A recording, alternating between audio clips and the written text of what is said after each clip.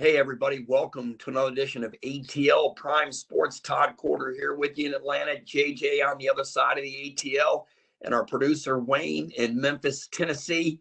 Our guest today is DeShaun Tate. Tate's Tate Hoops.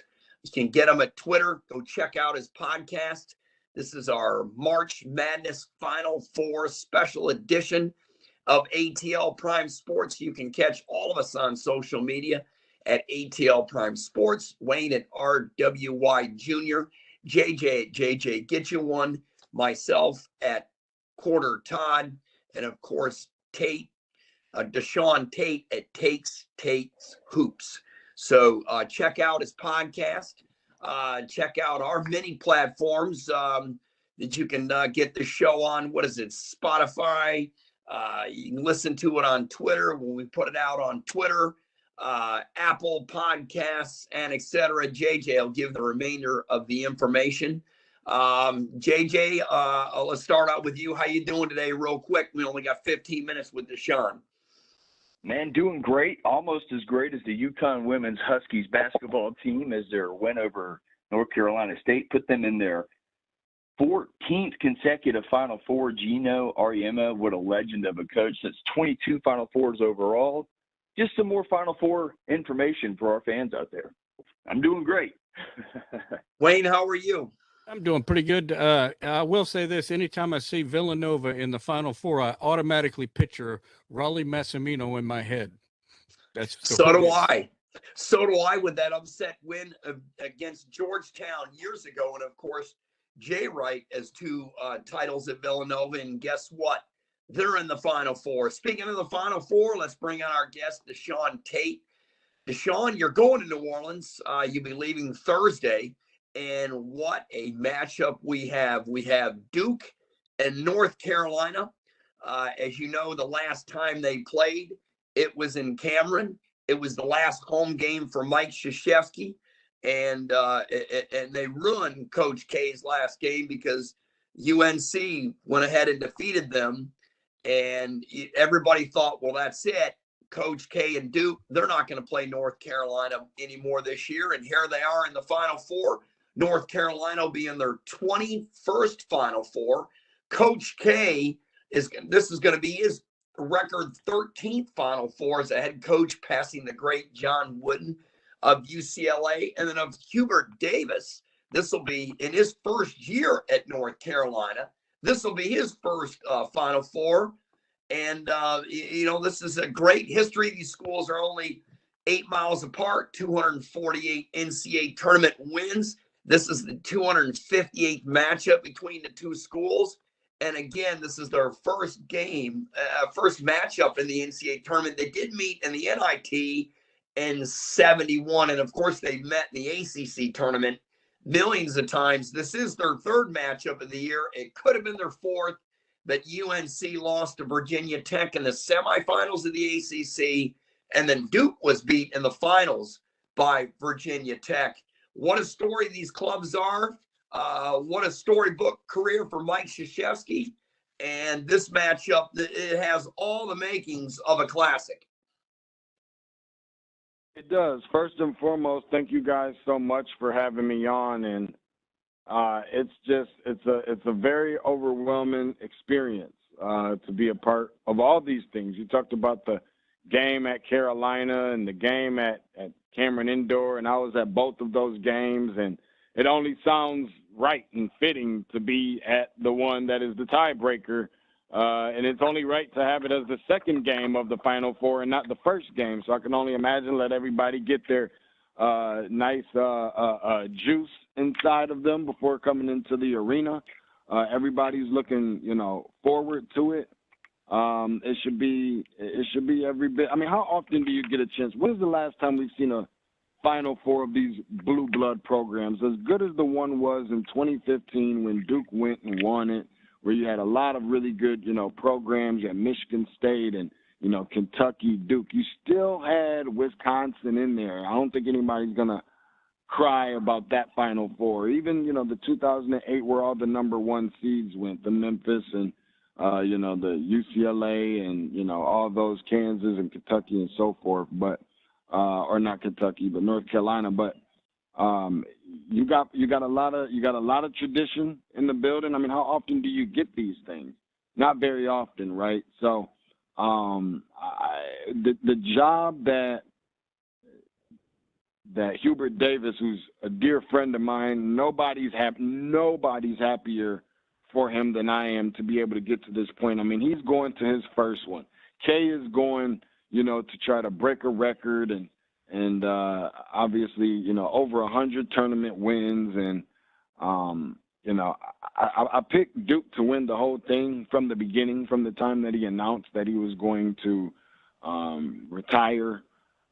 But just seeing how fitting it is, the potential matchups that we have, not only the ones that we do have, but the potential ones where you do have potentially a Duke maybe moving on and playing in the national championship game against the same team, potentially Kansas, where he won his first one in 91, could be the matchup of his last one under the same roof of his mentor, where he won his last one, Robert Montgomery Knight, better known as Bobby Knight. So there's so many different, layers to the onion that we can go with here, and I'm just excited to see, you talk about the tradition and the history, and I mean, think about it from a program prestige standpoint. This is just how big this thing is Villanova probably has the lowest program prestige of all of the four teams, and they've won 2 of the last 5 national championships, for crying out loud. So all of those things, and all except for one, Hubert Davis, Hall of Fame coaches, it just doesn't, honestly, it just really doesn't get any better than this. No, it doesn't, DeShaun. And you look at you talked a little bit about the history between these 4 programs. I mean, North Carolina has the most championships with 6. Duke has 5. Villanova and Kansas have 3. This is the first time ever that all the teams that are in the Final Four have won the title more than once. This is so impressive. And there's another North Carolina coach that made his in his first season that went to the Final Four, and that was Bill Guthridge. He took North Carolina into the Final Four in his first season, and now Hubert Davis, a former player at North Carolina and a very good one at that, has taken them to a Final Four again, and it could be Coach K's last game. I mean, talk about some serious revenge. North Carolina not only could do it once, but they could do it twice. And then, of course, Duke, they can go ahead and get the final last laugh. I mean, talk about this matchup and its leading scores, if you would and unpeel the onion between these 2 clubs, as you like to say. Yeah, I mean, you know what? The ironic thing is nobody has won a national championship with such high influential key players since Duke has done it. When you look at, there was no one and done players on the 16 Villanova team. I don't think we've seen one on Villanova probably since Tim Thomas. And then, Carolina had one with Tony Bradley in 17. Villanova didn't have one in 18. Virginia didn't have one in 19. 2020 was a wash because of COVID, but Baylor didn't have one in 2021. And Duke has that opportunity to do that. So we got to start with Paolo Banchero, who I think is the number 1 pick in the draft. I don't think there's going to be too much more of a question about that. The concerning part sometimes is he doesn't really get to his spots fast enough for me sometimes. And I don't know if he's imitating Carmelo Anthony too much in a triple threat where he is lethal and dominant from that standpoint, settling on jump shots sometimes, but the big body that he is, you got to see him. He has tree trunks for legs. And the question is always going to be for this Duke team, the guard play. When you start talking about having a successful bracket, you start looking at, the Hall of Fame coaches, which obviously you have here. You start looking at the depth. You start looking at the experience, the juniors and the seniors and so forth. But you got to start looking at elite guard play. And that point guard position is as lethal and critical as any. And in this situation where you have Jeremy Roach, who they've needed to play much better basketball. And he's done that in the NCAA tournament. and that's the reason why that they've, advanced. Just a couple of things that I've seen throughout the course of just this matchup in general. North Carolina, they cannot afford for Brady Manick to solely be their best player on the floor, or they're going to lose. You've got to have those Armando Baycots and some of those other guys, those R.J. Davis, who's been playing really good. That's the matchup that I might be looking forward to the most, is the R.J. Davis versus Jeremy Roach, just because those are two guys that are very questionable at that particular position. But I think that the X factors for this particular game is going to be Caleb Love for North Carolina, obviously, and then another guy who may not be necessarily an X factor for Duke, but is certainly a difference maker and doesn't get nearly the credit that he deserves, is the transfer from Marquette, Theo John, who can come in and kind of impose his will from a physicality and aggressiveness standpoint, and who he is as a leader on that team is just amazing. So Carolina hasn't looked like the Carolina of old. We know that. They like to get out and run, do it the Carolina way, always known as that program that you don't want to get out and run with. But Duke likes to do a little running themselves. I would imagine that we see a lot of penetration to the basket from Jeremy Roach and throwing up the lob to the big man Williams in the middle.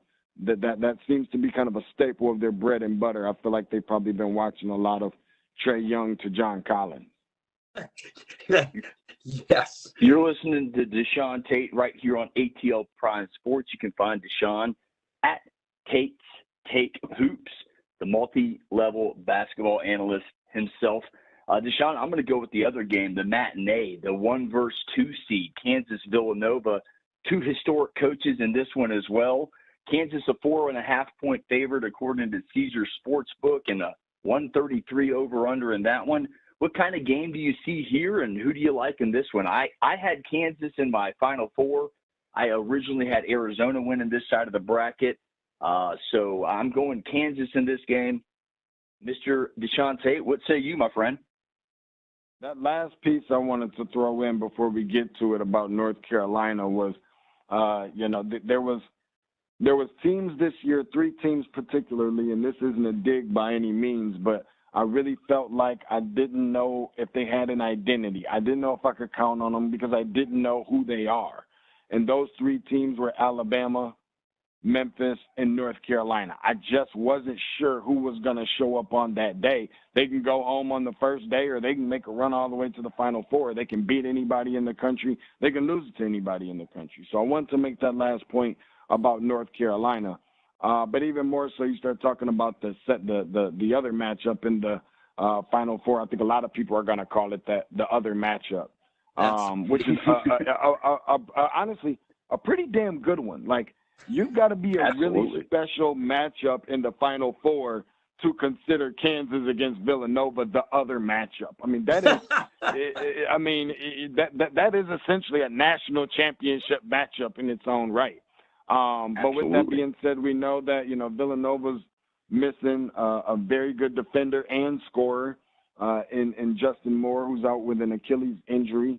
I would imagine that Jay Wright, who's one of the better adjustment makers in the game, in the sport today, and probably going to bring Brian Antoine, who's a former McDonald's All-American, off the bench and just kind of plug and play. And he knows what this stage is all about. He's been around for quite some time, and obviously since the guys won a national championship in 2018. But I say all that to say that he had been out with an injury himself much of his career, and his expectations for him were very high. And now that he has to be the plug-and-play guy, there's that experience for Villanova. They don't beat themselves at all. They're not going to turn the ball over. They're probably going to make history of being the best free throw percentage team in the history of the game when this thing is all over with. And, these are 2 teams between Kansas and Villanova I wasn't sure was going to be at this point, because they just, as good as they are respectfully this year, these aren't one of the better Villanova teams that we've seen. This isn't one of the better Kansas teams that we've ever seen. This Kansas team actually kind of reminds me a little bit of the one that played in the national championship game and went to the Final Four to play Kentucky in 2012 with Thomas Robinson and some of those guys. It has that feel to it. But nonetheless, you've got some guys like David McCormick in the front court who's going to have to be really, really big and impose his will from a size standpoint. I think Christian Braun is the X factor here as well, who's going to have a big game, especially shooting it from the outside. I think he's one of their better shooters. And then, obviously Abaji is right there for National Player of the Year contention as well. So Villanova's going to have their hands full. But listen, Dixon in the middle, who is a straight load. If anybody remember Rico Gathers from Baylor, who was just a huge mammoth man a few years ago, he kind of gives me a little bit of those vibes on the basketball court. It could probably go make some money on the football field someday if things don't work out in the NBA. But, when you start talking about catalysts and guys that lead teams, I'm not sure there's a better leader in college basketball than Colin Gillespie, a guy who, over a year ago got injured and looked like, he may not ever, have the opportunity at a national championship. Jay Wright is just such a great coach and even better guy to lead that program. And then you got Bill Self, who, the clock is ticking for them too. They've got some pressure on themselves. They haven't won a national championship in close to about 15 years. That's some pretty hefty stuff when you start talking about, Lawrence, Kansas, and I'm just really excited to see it. It's going to be it's going to be a battle all the way to the end, and every team has their work cut out for them. It's just all the tradition and the history and everything that comes along with this. Enjoy it, because we don't get Final Fours like this very often. With all the respect in the world to the VCUs and to the George Masons and Loyolas and all of that, this is what it's about. We typically don't get this but one time a year, and that's in the very first game of the regular season, the Champions Classic, where you have all of the blue blood programs at the beginning of the season, and finally you get it for the Final Four, which I think will be good. But who knows? Around this time and first game of the season next year, we could be talking about a rematch of the national championship game, Duke against Kansas, from last year's national championship game. Obviously, we'll find out a little bit more as to how true that'll be upcoming this weekend. DeShaun, hang on. Hang on, JJ, just a second. No, go ahead, JJ. You go ahead. I apologize. Go ahead. Yeah, you're good. I just wanted to apologize for cutting you off there, DeShaun. My phone cut out on me. No, you're good. No, take your time. Go ahead. Go for it. No, hey, fellas, you mentioned Colin Gillespie. He averages a little over 15 and a half a game. DeShaun, does Gillespie need to get that big 20-plus number for Villanova to win? And number two, you already mentioned Abaji for Kansas. I've got them winning the whole thing. I have them playing North Carolina in the final. And you mentioned North Carolina as the 8th seed in this tournament. They're not an 8th seed, but you mentioned two other programs where they could go either way. And also you mentioned Baycott. This guy was getting a rebound a minute against St. Peter's. So, there's just multiple facets here of these matchups. And saying the other matchup is Villanova and Kansas, I've heard that. That is insane, because honestly, each one of these teams has an equal shot to win the thing. Yeah, Gillespie, I do think, has to have one of those 20-point type of games, and probably even more so, not because I just felt that way anyway, but even more so because of the fact that there is no Justin Moore. So I think that's something that they just have to have realistically from him. And if not, we're talking about one of the best defensive performances from a team that can go on to the national championship game if he doesn't score 20 plus. But as far as Armando Baycott, listen, he kind of gives me a vibe a little bit, or give me, under the same energy of what we saw from some of the players that formerly played at North Carolina. The Kennedy Meeks, the Sean May, some of those kind of doughier type of front court players but also always has very good footwork, always very soft hands, working themselves around the rim, likes to bang a little bit.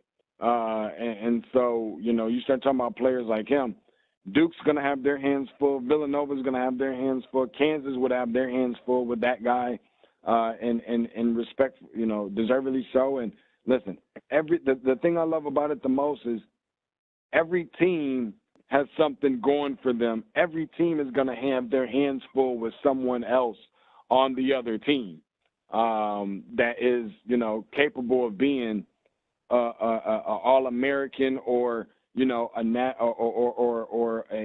national player of the year, whether it's Abaji, whether it's, you know, Baycott or Manic being in one of those conversations, whether it's, you know, Paulo Banchero in the conversation, whether it's, you know, Gillespie, whomever the case, everybody's got their hands full. You really can. This is going to be one that you're going to want to not only not miss, but just take it all in and enjoy what's going to, you know, the camaraderie and of these teams and the chemistry that you're going to get a chance to see them and the resumes that you put forward. 18 national championships between them. I got a chance to – I was looking at some. I said, Carolina's got 6 national championships. And then, you know, I was looking through some pictures from when I was in Chapel Hill about a month ago and looking up in the rafters, and it appears that they have 7 national championships now. I thought all of this started with Oregon in 1939, in which Carolina's hanging one that says 1924. But nonetheless, just tradition rich all across the board. And I think that, you know, this Final Four is going to be one that you will remember, that you won't ever want to forget. And I'm just excited and blessed to have the opportunity to be in the building. You know what, DeShaun, I know we're out of time. Well, we can't mention the NCAA tournament without St. Peter's. I mean, a 15 seed going to the Elite Eight. What a story, defeating Kentucky, a blue blood. They showed pictures of their stadium compared to St. Peter's Stadium, then defeating the 7 seed Murray State, and then defeating the 3 seed Purdue. This is an incredible story. Your comment and your thoughts real quick on that, then we got to let you go. Sure, no problem. The story that it was, you know, we talk about all the, you know, the mid-major program. They're not even a mid-major. They're a low major. I think people forget about those things sometimes because there is a difference there. The crazy part is, you know, we start talking about all these runs that these teams went on. Think about the teams that they've played and that they've beat. I mean, one of the reasons behind why I think Murray State lost is because, and this is definitely credit to, you know, St. Peter's for the great job that they've done, but even more so, Murray State has never been in a position to where they weren't playing underdog in an NCAA tournament, really. You know, and that's something that they probably had to do for the first time, which was something different and new. But just beating teams like Kentucky to get there and beating teams like Purdue to get there. And I'm not sure that we've ever seen a run like that probably since that 2006 George Mason team where they put out Michigan State in the first round, North Carolina second round, Wichita State in the Sweet 16. And then, of course, everybody knows about the UConn team that was led by Rudy Gay and Charlie Villanueva and Josh Boone and all those guys. But you've got to give credit to what St. Peter's has been able to do. I'm sure nobody's going to be in such a rush to schedule them in the non-conference games, and you know, it's everybody loves the underdog. Everybody roots for the underdog, and I totally get it. I was rooting without rooting my own self, but you just got to give credit to where credit is due for everything that they've been able to put in place. Nobody saw that one coming. Hell, I don't know if they saw that one coming. But they had themselves a good run. Apparently, you know, clearly kind of ran out of gas there at the end. But I also think that not only should they not have anything to hang their heads about, considering the run that they made, one game away from the Final Four, but even more so the fact that I can't wait to see how excited that those guys are when next year rolls around and then they have a chance to hang a Final Four banner. I mean, just think about it. I mean, that's a legacy right there. The guys at George Mason, VCU, all these different places, you still go in there, wow, a Final Four. Whoever would have thunk it that you'd be seeing a Final Four banner in St. Peter's, Jersey City?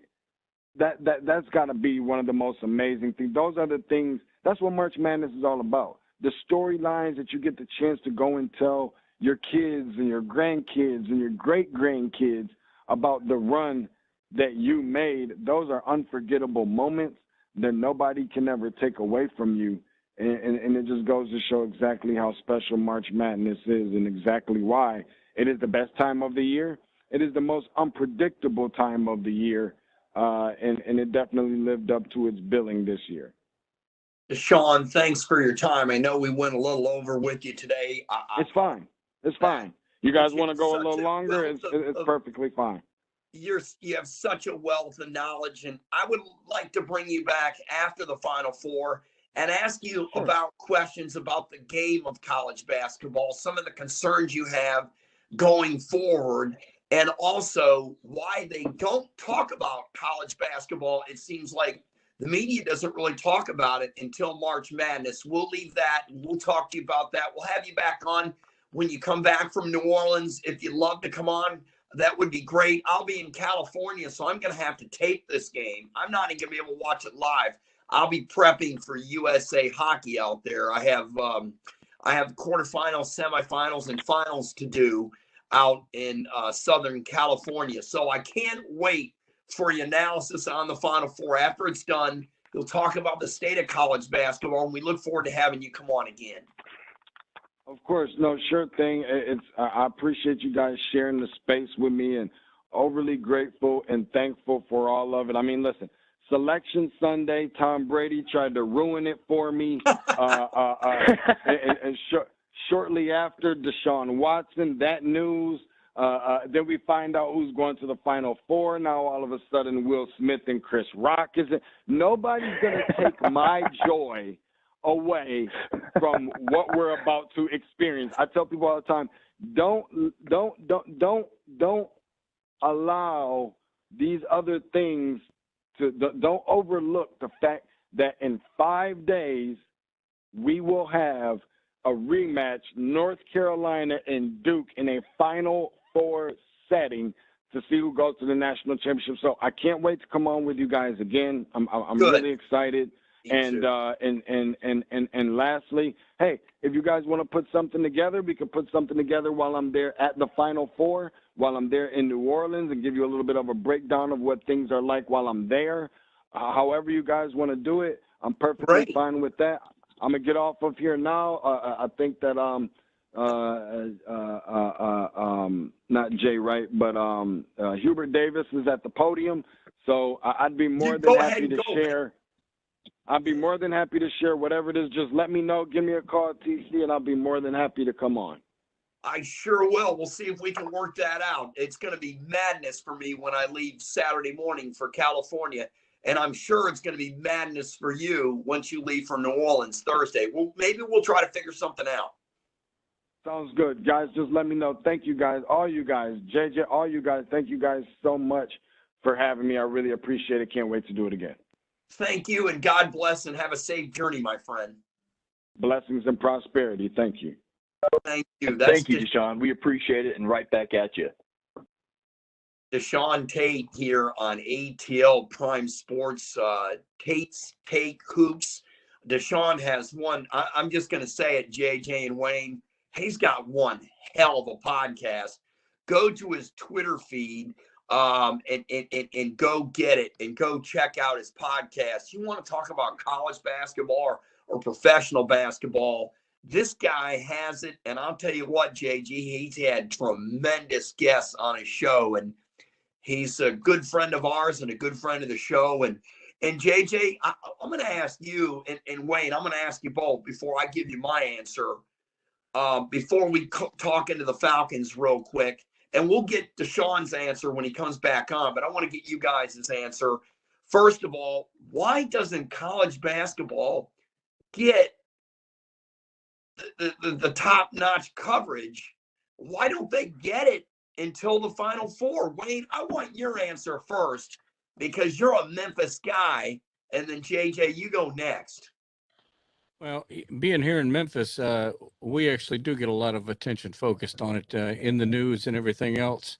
Nationally, yeah, nationally, I think it does get some attention. However, because of baseball kind of, kind of grabbing a lot of the spotlight, I think lately, that's kind of diminished somewhat. But to me, it's always gotten a lot of attention, maybe because I'm looking for it. Yeah, it's interesting. See, you are a hoops junkie, but JJ, I'm going to shift over to you because you're a football junkie and a college football junkie and a pro football junkie too, to be fair. But I think college is your number one. I'm just guessing.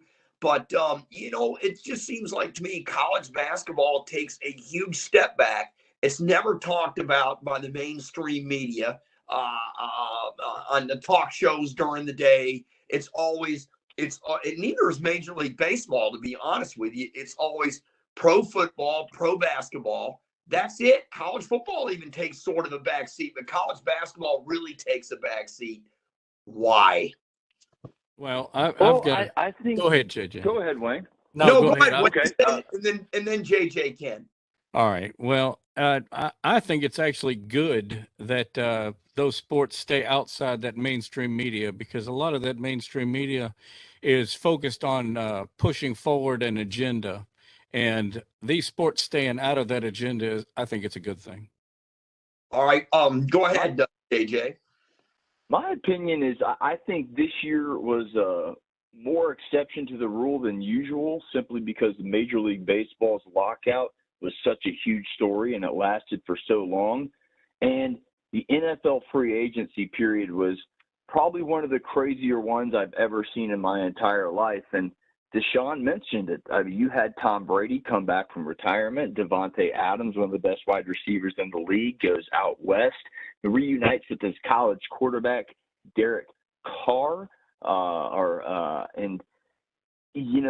Big moves like Deshaun Watson going to Cleveland. I think that had a lot to do with it this year. But in general, it's a shame it's not covered more. It's such an exciting sport. And one of the questions I wanted to get to with Deshaun was, look, last year you have an 11-seeded UCLA make the Final Four. This year, a 15-seeded St. Peter's made the Elite Eight. Heck, you throw in the Butler-Gonzaga runs as well. There's been some major parity in college basketball, and people don't want to talk about it. And I'm a guy of parity. I mentioned how the NFL's got one of the best leagues in the world because of the salary cap and the way they're able to get one or two picks that change their team, and they're instantaneously put back in the spotlight. I think people like that. Whereas in college basketball, you get one guy, he may be there for 1 year, and then the team might not be good for 3 or 4 years. I think all that has something to do with it, but I think it's a crying shame that college basketball is not talked about in the mainstream media. Well, what I think hurts college basketball is the players in the one and done. I think it hurts it tremendously. You see in football, these players are staying at least 3 years. So you're getting to know them. You're getting to know how they're affiliated with the college they attend. Where in college basketball, you don't get that, and especially with the Blue Bloods. Now, you get it in some other programs like Michigan State, and DeShaun will be able to talk about the Spartans in detail because he's a huge Michigan State fan, and I'm a huge fan of Tom Izzo. I think the job he has done not getting the players like Mike Krzyzewski has and et cetera, and to have Michigan State at the level that they're at has been tremendous. I think that's been one of the reasons that's hurt college basketball. I think the other reason is the game is so three-oriented. I think the next coach that comes along and it emphasizes the mid-range jumper and the inside play and can get inside play on a consistent basis with a bigs and emphasizes that first and then blends in the three-point shot, that's the team that might be able to go on its so-called dynasty run if they can keep these players together 3 years. And with the NIL and all that coming up, maybe that will help out in terms of keeping players there longer, but I doubt it because the big dollars in professional basketball, it's waiting around the corner. So we'll find out. We'll ask DeShaun all these questions when he comes back on. I just thought I'd go ahead and get you guys' opinion. And by the way, let's pick our Final Four. What is yours, Wayne, and who's the champion? Then we'll do JJ and myself. Well, I don't give too much of a care for any of these four teams, but it would be cool to see Coach K win a final championship in his final year. The reason I don't really care much for Villanova is because they beat Memphis in the Final Four back in '85, and I don't like Kansas because in 2008 they beat Memphis in the championship game. However, both of those appearances have been vacated by the NCAA because of the actions of Dana Kirk and John Calipari. I'm sorry. John Calipari used to be the coach in Memphis and at Kentucky. So you have Duke winning it, Wayne. Is that correct? Yeah, that's who I would want. Okay, who do you have going? I got Duke. Real quick. I got Duke winning it all. I'll have Duke facing Kansas. I think Villanova's down a marquee player, and I also think it's just too storybook to not have the first and the last be Kansas for Coach K. So I go Duke and Kansas both advance, Duke winning the whole thing. In my bracket, which I am currently winning, we will still give a gift card to the closest finisher that isn't affiliated with us. So whoever wins, please get in contact with me on Twitter, and we will get you your Visa gift card through the mail. But that is it. Kansas, Duke winning it all. Coach K cutting down the nets one more time. I've got Kansas and North Carolina, and I have Kansas winning the national championship. Wayne, who do you have playing Duke in the final? You didn't say that. It's probably going to end up being Kansas for the same reason that JJ said. Villanova's missing a key player, and this late in the game, I don't think it's going to be a scramble to cover that spot. But they do have a former McDonald's All-American filling in. That's got to be huge luxury for Jay Wright. No question about it. That's.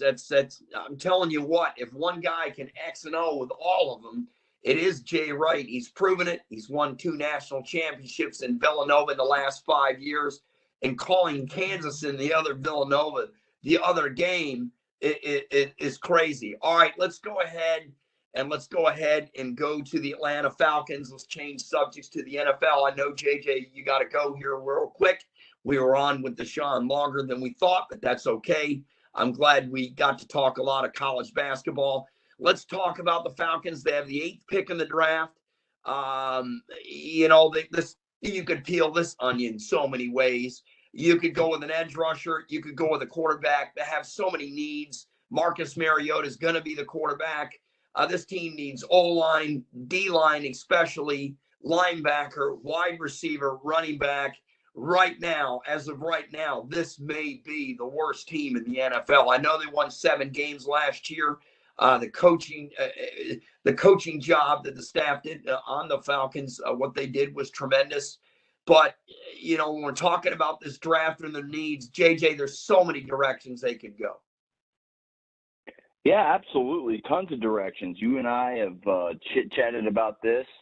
Right now, I mean, whether you want to argue it, defensive lineman, offensive lineman, or wide receiver, one of those 3 positions are your biggest need. I personally think wide receiver is the greatest need. If you're telling me that Olamide Zaccheaus and Kadarius Hodge are your 2 leading receivers at the X and Z positions, your depth at wide receiver is greatly diminished. It would not surprise me if the Falcons went with the best wide receiver they felt is available at 8. But I will have to preface with saying, I don't know. Anybody knows what they're doing. They could go inside out.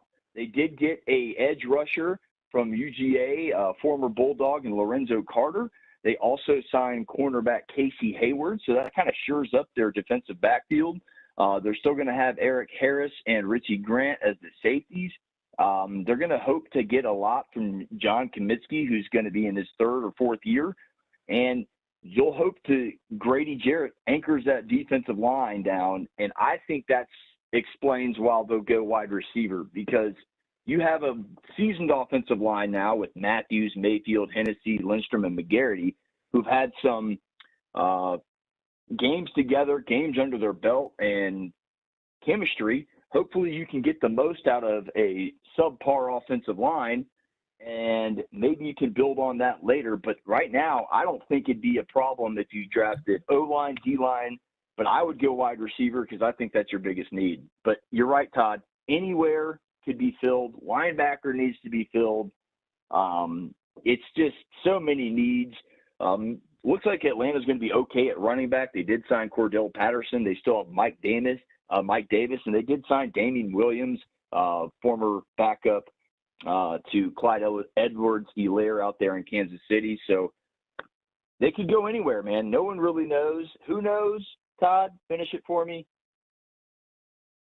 Oh, I think it would be a huge mistake for the Falcons to go 8th at wide receiver. This is a team that had the least most sacks in the NFL last year and gave up one of the most sacks. The quarterback Ryan was sacked the most times of any quarterback last year. It was in the top 5. They need to build this team inside and out. If I'm Atlanta and Travon Walker is there, the edge at number 8, I take him or I trade down. I think the Falcons trading down in the first round and picking up another first-round pick or a high second-round pick, maybe having a late first-round pick with another second-round pick in the upper part of it would be better, would give them an extra pick. This team they have so many holes, so many places that you can pick up a wide receiver in the 3rd or 4th round and still get the value that you would in the first round. For example, John Mechie, the wide receiver out of Alabama who had an ACL tear and couldn't play this year, could have been a first round. He'll be available around the 100th pick of the draft, which where the Falcons are at, and you can pick up a wide receiver. I've seen, now this stuff has surprised me, but I've seen the Falcons go 8th with Kenny Pickett. I've seen him go 43rd with Drake Johnson, the edge rusher out of USC.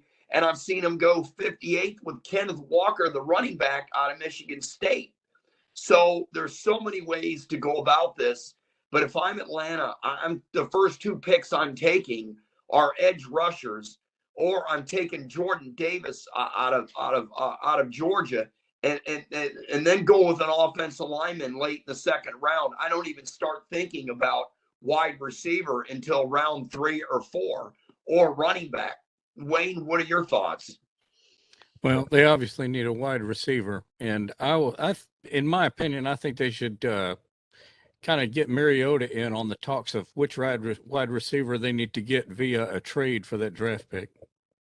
Well, Mariota, to me, getting him at quarterback, fine. This is a stopgap fill until they draft a quarterback and develop one. And they traded Matt Ryan for what, a 3rd rounder.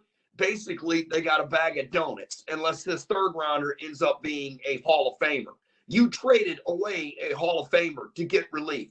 You still have a $40+ million cap hit. Do you think the Braves would have done this kind of business? No way.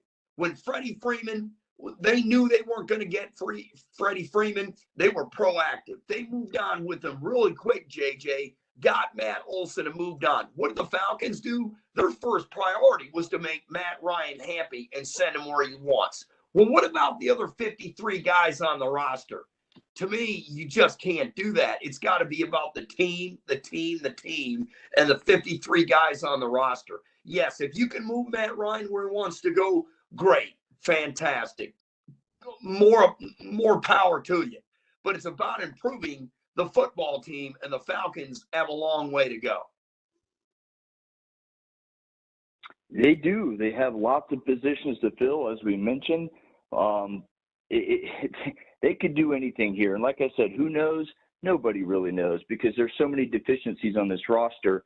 I really don't know. This is the first time as a Falcons fan and as a broadcaster, I have really no clue what the temperature is in that front office in Atlanta. They could do anything, Todd. They really could. One, I would trade down from 8 and get the extra pick and acquire depth if you can do it, but that's hard to do. 2, if Jordan Walker or Jordan Davis or Travon Walker is there, another player Atlanta could go with in the 3rd round would be Channing Tindall, the linebacker out of Georgia. I mean, that would be another good, valuable pick in the 3rd round. But to me, wide receiver can't be one. It just can't be. There's too many good ones. So, guys, we're definitely out of time. I know that. Thanks for sending me the note. We're out of time. Appreciate everyone. Appreciate our guest, DeShaun Tate, for coming on. Maybe we can do another show. Maybe I can do it from California. We can come on 10 minutes and talk Final Four with him, or we'll just have him bring him on after the Final Four. Thanks, everybody. Appreciate it. Have a great week and enjoy the Final Four. And hopefully your bracket looks better than mine. Have a great week, everybody. For Todd Quarter, for Wayne in Memphis, and for JJ on the other side of the ATL, thanks for listening and watching.